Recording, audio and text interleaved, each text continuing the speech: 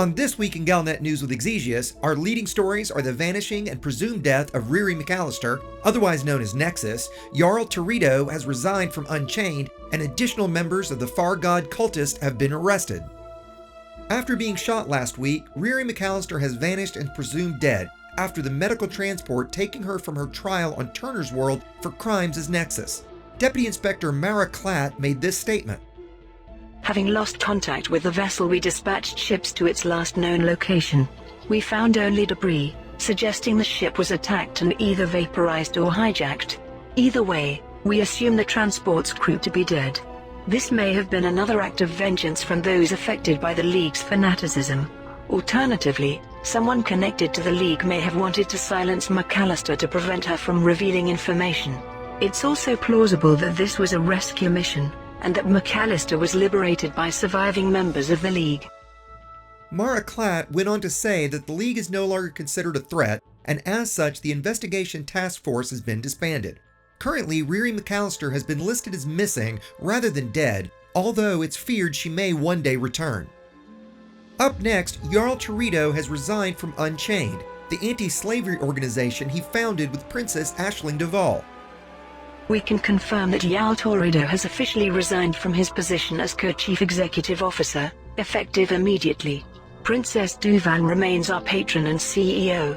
We wish Mr. Toredo all the best with his future endeavors. The decision is surprising given his founding of the organization, speculating that the recent assassination attempt of Princess Duvall pushed him to make the decision. Princess Duvall has remained silent on the matter, possibly indicating a rift between the two after rumors of a romance between them even after the princesses announced engagement. Unchained have stated this will have no bearing on their operations. Finally, further members of the Far God cult have been arrested to ascertain their communication with the Thargoids. Some have called these arrests into question, citing them as illegal and religious persecution, while others claim this extremist group have invited this suspicion during this time of war. Dr. Jamila Griffin of the Galactic Interfaith Commune commented, "We strongly oppose this hostility against the Far God sect. These arrests are motivated by fear rather than evidence. We must fight for the civil rights of our fellow citizens, even if we do not share their beliefs." A prominent campaigner against the Far God cult, Juanita Bishop, told the media, "This is a victory for right-thinking people everywhere. Those warped alien lovers are a blight on our system, one that should have been eradicated long ago."